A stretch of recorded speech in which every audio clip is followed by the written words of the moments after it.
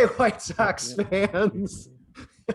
It is Southside Sox down on the farm. I somehow am once again your host for the Minor Leagues podcast, Brett Valentini. Darren Black is with me. Darren, I skipped him last week. Darren, I missed you, buddy. It's been 2 weeks. Yeah, and Kannapolis didn't get a win in that time span. So stole my joke. Yeah, we're thinking along the same lines because yes, they were probably stuck at 2 wins the last time. Yeah, they were probably 2-16, and now they're 2-22. Woo! And I believe you've broke the news before we went on air that they are winning tonight. And I've already told you may not get to not recap another minor league update if you you're taking precious time out right now to speak to me instead of writing that very important report. If they win, you may just have to double up. I'm sorry, Super Joe Sophriesis. You may have to cede your write-up because Kannapolis needs Darren Black. But of course, we've seen that they have lost games late. They've lost games early. They've just plain lost games. But rather than start Kannapolis, Darren, let's, I guess, target the more maybe intriguing, I dare say interesting aspects of the system. I should say that running along with this morning is the first monthly update. It's the May update that Darren's put together. And let me just point out, again, it's only been 2 weeks since we talked for the podcast. And it doesn't quite seem like last year when I didn't get to talk to you at all, but for that weird draft day thing where we kept musing about what weird named guy they were going to draft next because they all had funny names. But last year, not having the minors sucked on a lot of levels, and one of them was not getting to talk to you and not getting to read your stuff. And one of the delightful things that you do for us, and until we saw it coming up again with the weeklies and now even the monthlies, it didn't sort of hit me that it is a lot of fun to be able to read not just the difficult parts of doing it, which is like the nuts and bolts stuff, which is like, this guy went 2 for 18 this week or whatever, but it's taking a guy, good or bad, and trying to apply what they're doing to project, to say, okay, this guy's pulling the ball. This is good or this is bad for whatever reason. Or this guy, Danny Farquhar is apparently teaching his guys to throw strikes, and, that stuff maybe, I'm a little slow. So maybe the fact that, because I'm slow, this seems like a much bigger deal to me, but it is a real pleasure to be able to get your take on these guys and the interpretation that you put forth, because it does help us all. Maybe people who spend more time paying attention to the White Sox rather than the system, it might not even be interpreting the White Sox performances on that level, to be able to sort of apply some of the stuff you're putting together toward, being able to project and interpret even in this early sample size, because we've already seen some really interesting trends. One of them being, Darren, in Charlotte, Gavin Sheets just hitting the ground running, hitting the hell out of the ball like we speculated he might, because he had that surprising little bit of a power flash in Birmingham in 2019. And you thought, you know what? I wonder how this is going to play. He doesn't get the major league ball. He doesn't get the live ball that we thought he might hit 50 homers on in Charlotte, but he still looks like he's got his offensive game put together. Yeah, he's the power is right now at a career best. He is in a hitter's park, so you always got to keep that in the back of your mind. And 3 of his 4 homers are in Charlotte. But still, he's actually clearing the fence. The home run per fly ball rate is up to a more comfortable, like mid-teens, which is probably closer to what you want your power guy to have. But yeah, coming into the season, because the old adage was that he was in the best shape of his life. But obviously he's doing that because he's moving to the outfield, new position. Right. But all that is not really affecting him so far. He's actually been probably the best he's been in the minors so far. And he has to deal with being in the outfield, a position he's never done or never played in. And he's doing everything really well so far. If Yermin Mercedes didn't have that awesome April, I'm sure we probably would have seen him or maybe Jake Berger up on the south side. But he and a lot of other guys are kind of pushing the envelope in Charlotte to get up here. Well, here's something that's intriguing, because sort of combining the 2 stories, which, it's not going to happen every month, but it just sort of so happens that the weekly update and the monthly update sort of collide this time around. makes my job a little easier. Maybe in a way it makes yours, and of course we're just a month into the season, so maybe it makes everything a little bit easier. But we're coming off of a week where Adam Engel was the MVP, and the Man of Steel is pretty much doing it all, as you probably would expect. You would like to think he's got Triple H sorted out by now. He spent a fair amount of time in Charlotte, and he's doing what he needs to do to get back. But what I thought was interesting about your write-up, which published on Monday, is that it's not a no-brainer. He's going to be called right up, and he might even find himself treading in a little water. So talk a little bit about Adam, and then let's also look at the fact that is a guy like Gavin Sheets, is there appeal that he might have in being called up, rather than Adam? Yeah, sure. So Adam Engel, he's been there for a week. He's actually doing pretty well. I'm pretty sure in his first game, he actually had a game-tying homer in the 9th, which is pretty cool for him. You never have to worry about his defense, though I haven't heard anything bad about it during his rehab. But that's something that you can just plug in, and that's what you'll get. But in his first week, his hitter profile, walks, strikeouts are a lot like what he was last season with the White Sox, and that's very promising because that was a huge improvement from 2019 to 2020. Was the cut down in strikes, and the walks kind of stayed where they were, but he was just putting the ball in play a lot more often. And the reason why I was saying maybe he's not a lock is because Danny Mendick has his role, and he can play second, short, and third base, and then they throw him out in the outfield when they feel like it. And then Leury Garcia is the super utility outfielder and infielder. And then you've got Jake Lamb actually doing things. He's actually after his first two abysmal weeks, he's actually been doing pretty well. I think eventually he will come up when he's ready, but maybe he'll be on a bit longer rehab quotation stint. Just to kind of get a feel for it. But yeah, he's doing really well. Gavin Sheets. So I would have thought Luis González would be the next guy up, but Blake Rutherford has been doing actually very, very well. And if you're on the 40 man, I'm expecting that you're going to be up this season eventually. So I would say when Adam Engel's back, he'll probably be up. And then if there's another injury or anything, it'll be Blake Rutherford if it's another outfielder.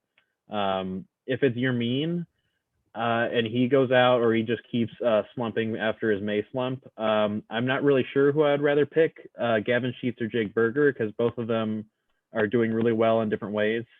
And both of them will probably be a DH because Jake Berger is not doing so hot at third base currently, and then Gavin Sheets is more of still a first base DH profile. I guess we're sort of into talking about the White Sox, and hey, they're a good team. Charlotte isn't, so let's talk about them for a second. Is there any scenario that you can imagine where Adam Eaton sees his role reduced? He's been banged up. He's not that. Listen, none of us are excited about Adam Eaton, even though he's maybe done a little bit better than we would expect. I guess maybe we've done a little better. He's had a couple key hits or whatever. Yeah. Can you imagine that maybe as the season goes on, that maybe his role may diminish, where some of these younger guys, Adam Engel maybe becomes a primary starter, and maybe you get a guy playing some corner outfield where Adam's maybe being reduced. Adam Engel, Adam Eaton. Jesus Christ, they got to sign every Adam in the book. Gets maybe pushed to the side and sees more bench time. Of course, he's not going to be happy about it. We're getting another Nick Swisher situation. But can you envision that maybe in the second half of the season? Yeah. So when Adam Engel does come up, I figure he's going to start against lefties always, whether he's in right or in center, because in his career he's been much better against lefties. Obviously, he's a right-handed hitter, so that's kind of obvious. But he was really good against them last year.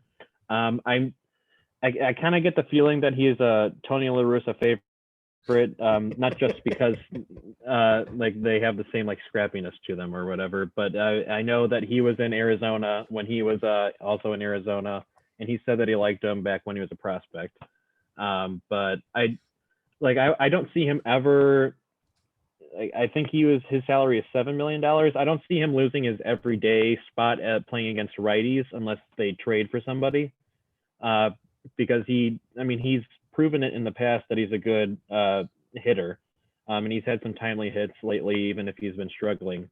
But I can't imagine like Luis González, Blake Rutherford, or Gavin Sheets taking time away from him in right field against righties. I just don't think that would happen. And he's not a half bad defensive outfielder too, and you kind of need like if you put Engel in center and then Eaton in right, I mean, you still have the liability of Vaughn over there, but it's looking a lot better defensive wise.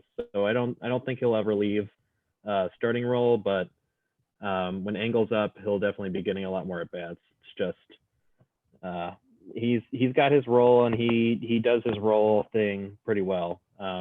Maybe not the hitting wise right now, but he'll be there for the long haul. Let's face it, Darren, Tony and Eaton probably vote the same. That probably helps. They see each other. They understand each other. They know the plight of their type of person. Okay, let's talk about another guy that you mentioned in the weekly update, and that is Jace Fry, a guy that you think has a much faster path to the majors, both because of bullpen necessity in terms of handedness, but just the fact that he's hit the ground running. It seems like there's not any real rust from having a pretty long layoff and the back issue. Yeah, I think he also pitched Tuesday as well. I'm not sure how long he went through. I haven't finished that write-up yet, but he threw another scoreless. So that's 3 appearances, no runs, striking out people. The Sox already don't have a lot of lefties in their pen. It's just Crochet and Bummer. The question was always who was going to be sent down. Before the season, you could have, it probably would have been Marshall, and he still hasn't really shown anything yet because he's the, I guess, third lefty option since his changeup used to be pretty good against them, but he just hasn't gotten it today or this year. But yeah, once he's officially ready, I fully expect him to be up and then getting a lot of like high leverage innings because that's always been his spot. He's always had good stuff. He could just never get it right. A lot like Dylan Cease until he finally got it right. So I'm very curious to see how Ethan Katz attacks Jace Fry and all the plethora of pitches he can throw. It also seems like Jace Fry and Aaron Bummer seem to just they seem to very conveniently alternate effectiveness. Like one guy's good one year, and one guy, and Aaron Bummer seems like, I mean, he's up in the air, but so far it has not been a great year for him. So maybe this is just him saying, "Hey, Jace, I just want to let the White Sox know they really need you, and I'm going to just be not so great, and you come in and save the day."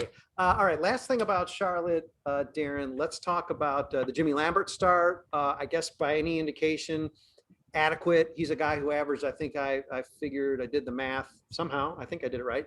He's been averaging about 2 1/3 inning per start in Charlotte. He got 3 innings with the White Sox, go figure, under Tony La Russa. But, an okay start. What did that start say? Just place marker thing, go keep working and try and stretch out with the Knights? Or what indications does it give you? Yeah, no, I mean, first off, the White Sox starting staff is gonna be a lot or an injury for someone to ever take a spot from either of those 5 guys because of how well all of them are pitching. But Lambert, before the season, they said that they're going to try to ramp him up because he didn't play not even alt site because he got hurt last season. So I think he got into a game or 2 in 2020 as the Sox bullpen. But so he really hasn't started a game since September, late August of 2019. So they have to ramp him up to get his arm used to actually throwing. I'm not sure if they want to use him in the bullpen later on because they really haven't had success using their AAA starters in the bullpen so far. Like Seaver hasn't really proven it. And then obviously you've got Ronaldo Lopez, an actual starter that can go a bit longer right now in the wings. So if someone does get hurt, I still think it's going to be Lopez to get that option. But I mean, the stuff looked good, especially the first inning. He just has to get his motion repeatable. Just gotta get his fastball, curveball working, and get that third pitch. But he's got a long way to go to see him in the majors pitching regularly. I know people have been talking about Lance Lynn and Rodon, who they're going to keep. And I'm sure in the back of Jerry Reinsdorf's mind is Jimmy Lambert's cheap. Maybe just use him.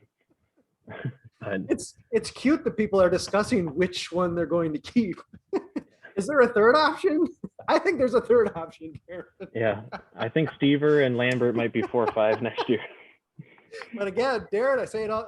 It seems like every podcast I say it, that's a whole nother podcast, and we'll talk about that one day. But not now. We are going to Birmingham now because they are the exciting team in the system. They, at this point, they're practically rivaling the White Sox as the best team in the organization. And what's crazy is they started off the season hitting the heck out of the ball, which freaked everybody out because it's like, wait, they had a home week and they knocked the cover off the ball, and they haven't really let up knocking the cover off the ball by and large. And then maybe about the second week, or maybe right out of the gate, the pitching was awesome. Konnor Pilkington is the monthly MVP, and he's been at least one weekly MVP. Blake Battenfield, I don't know if he has been, but he's been generally great, even though he's not a guy we regard in the same way. Cade McClure, this latest weeks, I think he's had 2 weekly MVPs. He's been great. Jason B, JB, as I like to call him, he's been called up now for Winston-Salem, and he hit the ground running. This is an unbelievable starting staff. This is the staff they need. Can they get all those guys up to Charlotte? Yes. Because thank God the White Sox rotation's been so good and so dependable, because if something happens, panic. Or maybe they just go right down to Birmingham. Just talk about this rotation, because they have been lights out, Darren. Yeah, I mean, like you said, Pilkington and McClure have been really, really good. McClure's, because he was the weekly winner, he's had one bad start, much like Giolito with that one bad start, and his ERA was all out of whack until he got a lot of starts rolling. But if you take out that one start, McClure actually just has like a 1.80 ERA, so he's been really good, one bad start. Pilkington has been just consistent throughout. Every single start is 5 innings. It's always good. He's always throwing strikes. He's never walking people, which is fantastic. And coming in, 2019 walk rate was very low, but he's actually improved that too. So I don't know what the White Sox were doing with all these guys in 2020 and then in the off season heading into 2021. But a lot of these guys are just throwing a lot more strikes. And even Alec Hansen is throwing a lot more strikes. But I mean, it was still a tall task. He still has a lot of walks, but they've even fallen. But yeah, JB is probably the biggest surprise so far, because I figured he was going to be in the bullpen. But again, the same, I don't know what Danny Farquhar is doing in Winston-Salem, but it all seems to be working. And he's striking out a ton of people. He's not walking anybody. He's throwing strikes after strike after strike, and actually going deeper into games than what I figured. So yeah, that rotation is very, very good, especially with Charlotte's rotation not doing as well as we would have liked. But yeah, the next level down is looking really good. Tall task, Alec Hansen. That's real nice. Yeah. Very nice, Darren. That's why we pay him the big bucks. Okay, but let's talk about that bullpen, because here's the thing. You got that the triumvirate that I like, the Cannon, Souza, Perez. You've got this guy who dropped out of the sky, Ofriedy Gómez. And it's like you're talking about a really strong bullpen as well. And then it's like, oh yeah, Alec Hansen, the 8-foot tall guy, who at times has been, he's been at least a top 3 prospect or a top 5 prospect in the system, right? I mean, he's certainly fallen. His fortunes have fallen, but he's a guy who, in theory, would have that potential. There's not like a wasted spot. Whatever they're feeding those guys in Birmingham, just in the pitcher's table, I want to eat some of that too. Is that a Meals on Wheels thing that we can get? Because I want some of it too. The bullpen's been really encouraging as well. Yeah, the bullpen's actually been fantastic, because I regard the next best crop of lefties in the White Sox rotation or bullpen to be in Birmingham, and Bennett Souza and Andrew Perez have been pretty good. Ofriedy Gómez he actually leads Birmingham in strikeouts, even though he's in the bullpen, which is outrageous. Like a 1.15 ERA, 24 Ks in about 16 innings. He has been awesome. I don't know what really is going to happen with this guy, because you need a much more time to see if this is the real deal. And he's a bit older for the AA league, so you need to see him in Charlotte. But he's been an awesome story. If I were to pick the MVP, I would have picked Ofriedy Gómez because of just how awesome he is. But Konnor Pilkington deserved it as well, because he's also been pretty good.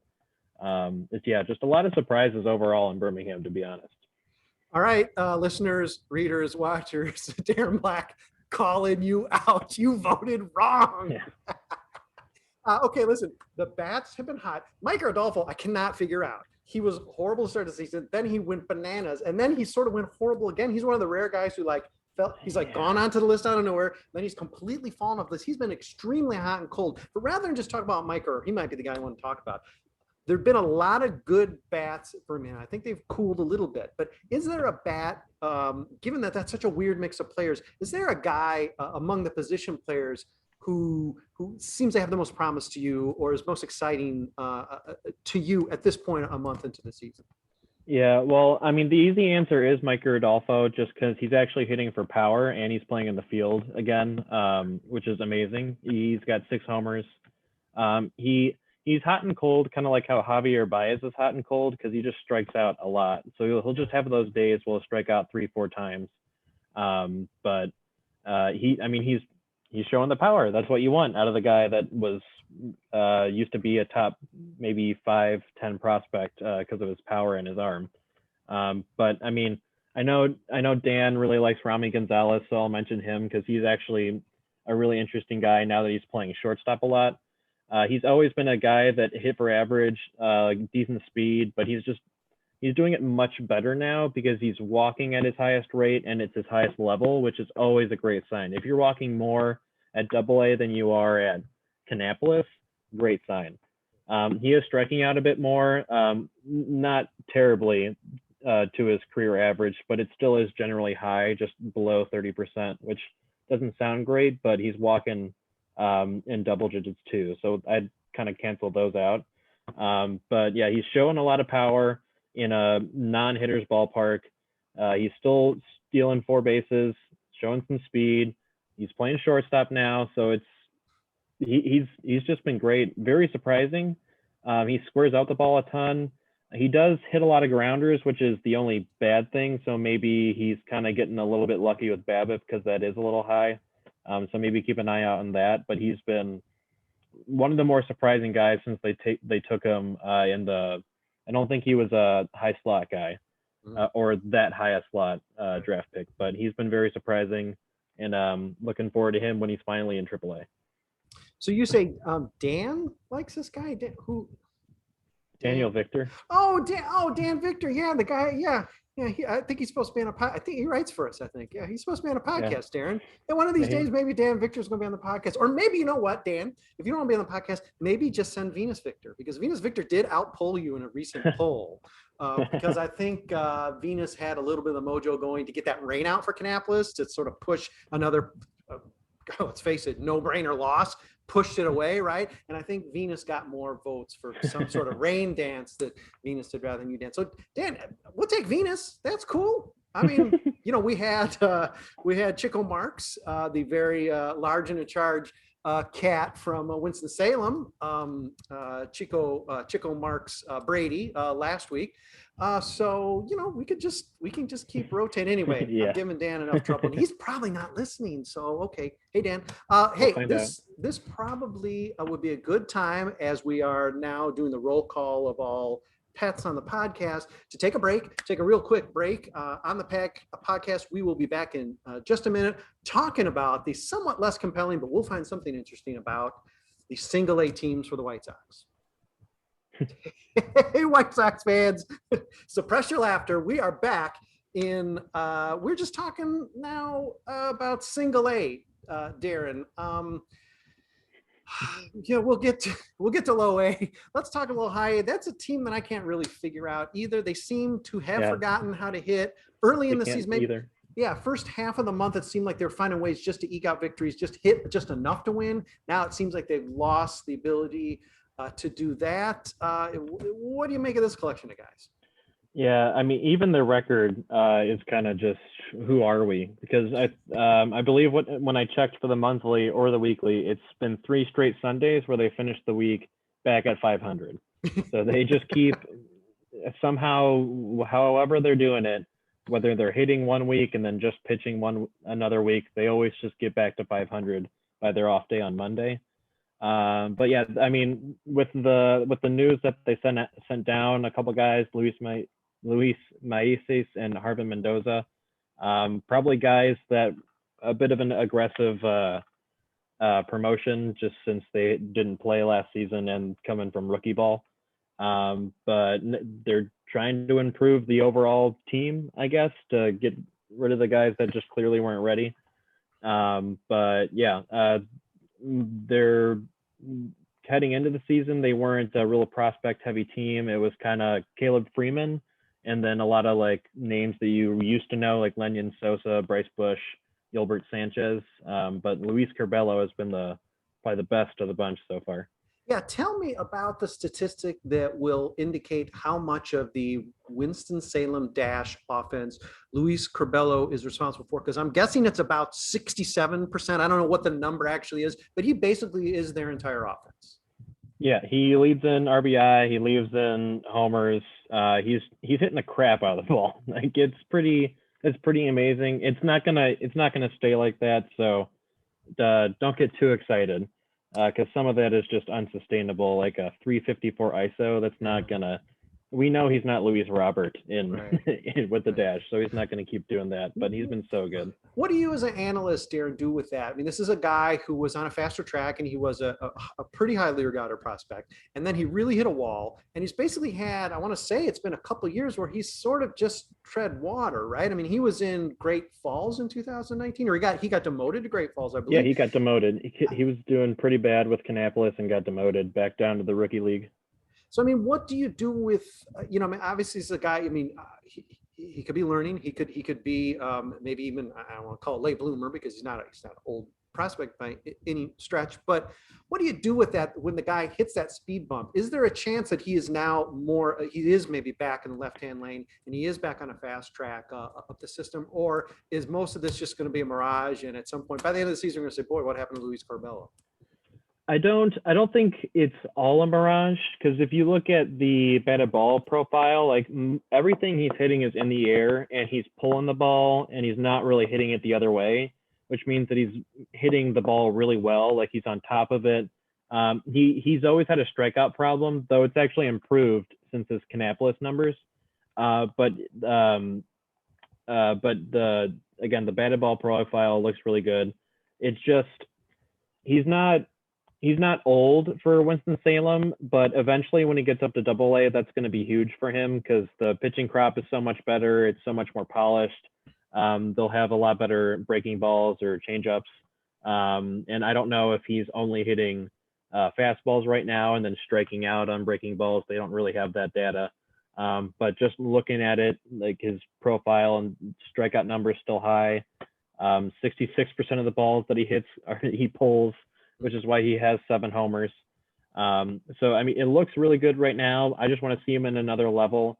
I'm not sure why they didn't decide to bring him up to AA and then José Rodriguez up to high A, because that would have made sense to me, unless they just want to keep Rodriguez doing really well in Kannapolis for a little bit. But yeah, I don't expect him to be on any top 30 prospect list at the end of the season, but he's deserves a bit more looks to see if he actually is the prospect that he was like 3-4 years ago when he was always in the top 30, because he was a high draft pick back in 2016, but he's lost all that luster since 2017, 2018, whatever year it was. Yeah. But yeah, guy to keep an eye on. And the White Sox don't want to give Southside Sox the satisfaction of just calling up all of our monthly MVPs. That would be too easy. White Sox, you should probably do that.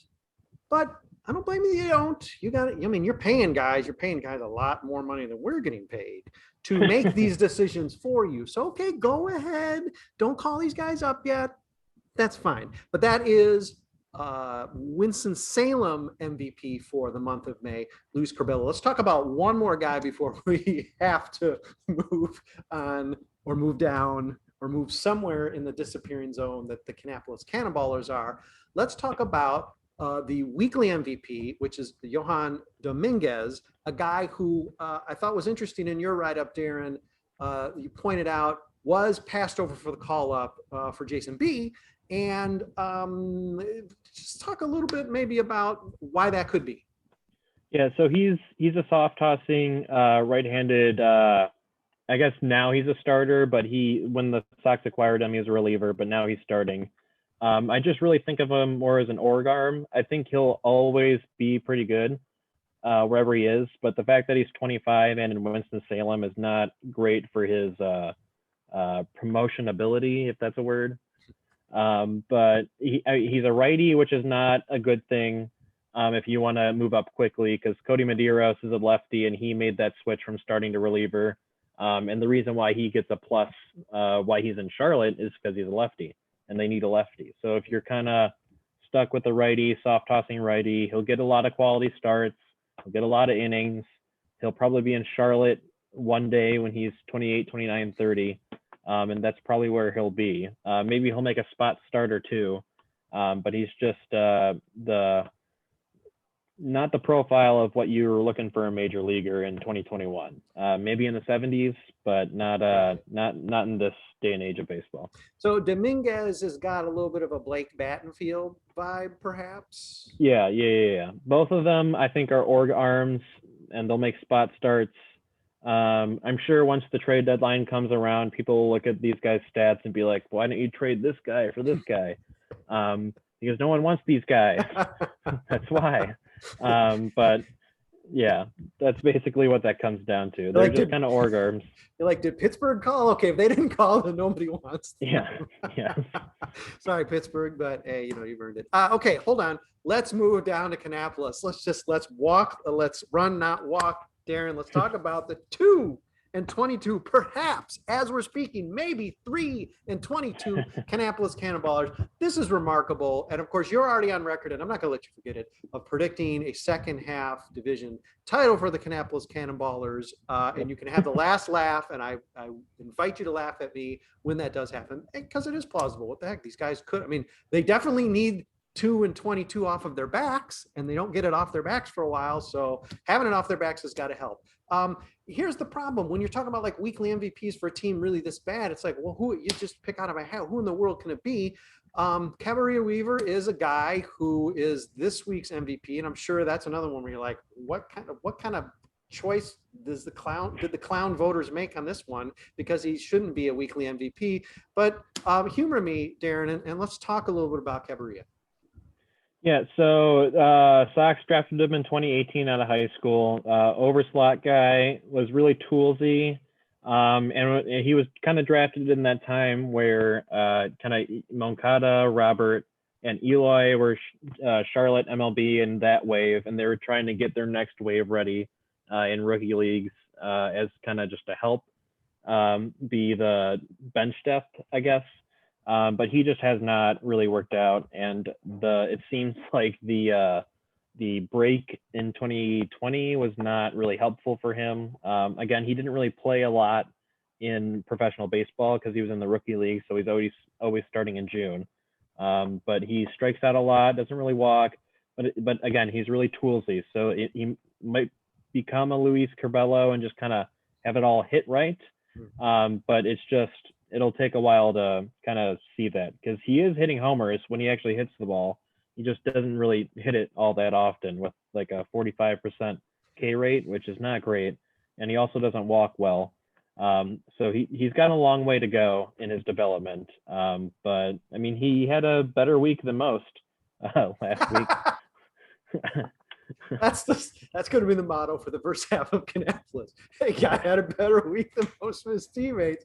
Hey, listen, let's acknowledge something as well. I don't even know if it's pronounced Cabarrua. It may be Cabrera, but yeah, I'm pronouncing it that way all the time. Yes, I'm pronouncing it that way because his spelling, that is the correct spelling. Kim Contreras, our photographer, down in Arizona, caught that, as she's a big Weaver fan. I've spoken a little bit with say Cabarrua, even though might be his own manager at Great Falls. Just every single game wrote it down in the score in the lineup card wrong each time, and I guess he's just a polite kid. He's like, all right, I'm not going to tell the manager how to spell my name, but it may not be pronounced that way, but I'm going to pronounce it that way just so that more people get it right, because I think even on Baseball Reference it still isn't right. So one day maybe this guy will get that will be the true mark for Cabarrua Weaver somewhat making it as a prospect when people just can get his name right. Darren, let's talk about two guys going in different directions for Kannapolis before we mercifully put the Cannonballers to sleep for this week. And let's start with the bad news, and that is Benyamin Bailey, who's a guy who had probably the most aggressive, or certainly was in the category of aggressive assignments for playing full season ball at age, I think, 19, did sort of end up, I guess you could say, failing, whatever that means, in being sent back, I believe today, to Arizona to just work out in Glendale, and I suppose then just wait around for Arizona ball to start after the draft. Yeah, he has a lot to work out. I know Daniel Victor went to a game and he said that he just didn't look comfortable or ready whatsoever, which I do not blame him, because his only time playing in professional baseball before this was in the Dominican Summer League, and it's a lot different than full season minor league baseball. He kind of did start to put some things together the last couple weeks, but they were mostly singles. Yeah. So it wasn't like he was hitting the cover off the ball. He wasn't looking like José Rodriguez, just gap power everywhere. He struck out a lot more. Like he almost doubled his strikeout rate compared to the Dominican Summer League, and the walk rate fell almost threefold, which is not great. It means that you're really struggling and you can't really put anything together. And he was always hitting balls to the opposite field, which means he was usually late. If it was a breaking ball, he's hitting it late. He's not really getting around on any baseball, not really putting any oomph into it. And mostly everything was on the ground too. So it was just too soon for him. I mean, he is a top 30 prospect, so he probably should have been ready, but again, the whole 2020 no season, it's just a lot to handle, and he just wasn't able to handle it. And one thing that came out last week in talking with Julie for this, that she brought up, that I'm sure you're aware of too, Darren, but maybe it's easy to forget, is, especially for these guys, not even just the guys coming from the Dominican, but even the Jared Kellys of the world, guys coming out of high school, going right into a full year of ball is an enormous adjustment. The guys from the Dominican who may only be beginning to grasp the language, that is just got to be freaking them out. This really is a challenge like we're rarely going to see, because you get a group of guys which you think might help, a bigger group of guys getting these aggressive assignments, but it doesn't necessarily make it easier. It's not going to necessarily allow you to grasp the language or the culture any easier. As I think I pointed out last week, Jared Kelly can only treat this like entire team, the entire bus, to like the McDonald's dollar menu so many times. He's got to save some money, for God's sake. He's the only guy making any sort of money. And so these are challenges that, I mean, I think it's sort of easy to overlook, like, geez, why is the guy just hitting singles? He's like 8 feet tall. Why, what's going on? But I mean, there's a lot of stuff going on. And the fact that the team is, I mean, not that it would necessarily be much different for Benyamin Bailey if the team was 22-2, other than the fact he'd probably be hitting home runs. But, that can't be making it any easier as well, because Benyamin Bailey, he wasn't part of that DSL team that lost like 800 games 3 years ago, I think. He was part of the team that ran through the DSL and made us all go, hold on, what's going on in this Dominican League? Because this team used to be horrible. Did they just get all new personnel? And they did. And now he's back on a team where it's like, oh my God, well, this is what those guys were talking about when I came into the Dominican, for God's sake. Darren, José Rodriguez, we talked about a guy, if the White Sox were listening to this podcast, you listen to the podcast, come on, just go ahead, move the guy up. He's our MVP, José Rodriguez.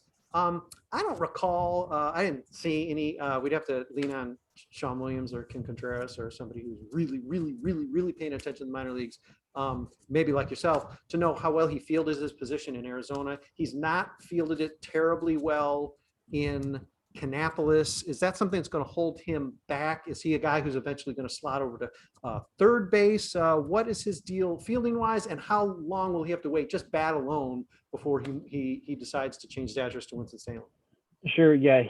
I'm sure he'll stay as a shortstop in Kannapolis, and then when he starts moving up, he'll probably do the normal middle infield shortstop, not really working out thing, move to second or move to third. It also depends on his build as he gets older, because he still is just 20, so he probably still will maybe not grow height wise, but get a little bit more built as he gets older or just gets into more of a routine of, I'm a professional baseball player now and I'm actually pretty good. But he has played third base in the past. But again, the White Sox put people in the outfield whenever they feel like it. So you got to keep that in the back of your head It's as a well. recurring theme. It's a recurring theme. White Sox, and you deserve it. You deserve it for what you've done this year. Yeah. But I mean, he's hitting the snot out of the ball. So they'll probably want to find a place for him eventually. But right now it doesn't really seem like shortstop.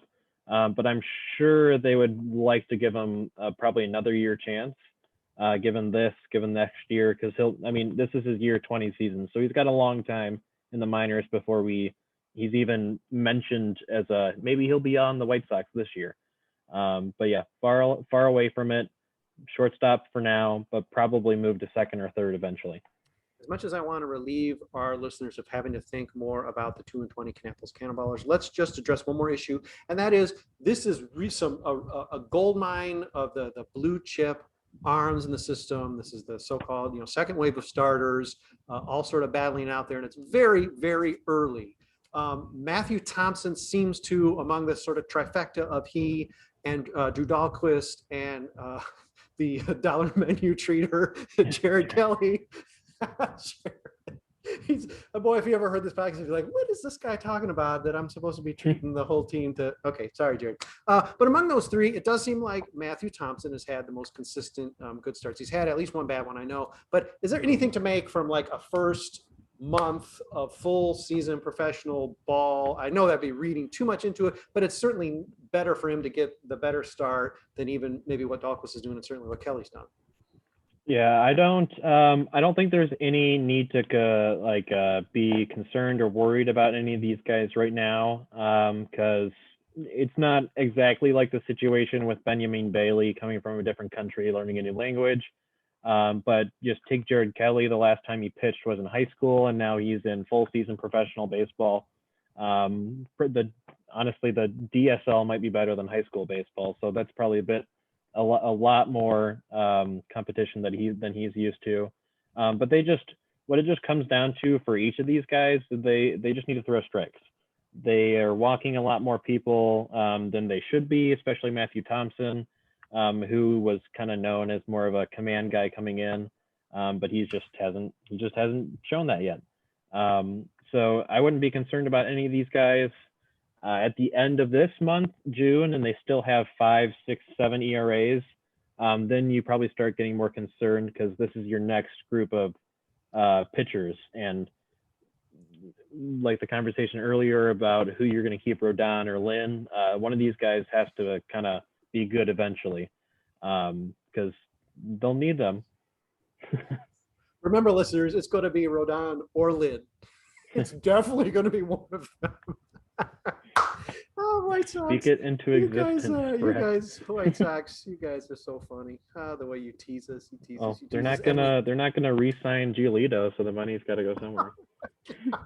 This took a tragic turn. All right, let's talk about the dollar menu again. All right, hey, listen, Darren, I was gonna gush and say, oh, thank you for this great work, and you worked so hard. That's a big. Oh, and wait, you're taking time out to do from your update writing today to do this podcast. But hey, you got an easy week. You don't got to do a monthly and a weekly. You just got to do the weekly this week. You got it easy this week, even if you do end up having to take Joe's spot tomorrow. If it turns out Kannapolis won, which I'm not aware of whether or not they did, but they probably found some new and exotic, tragic way to lose a game, and they're maybe now 2-23. But we'll find out tomorrow when this publishes.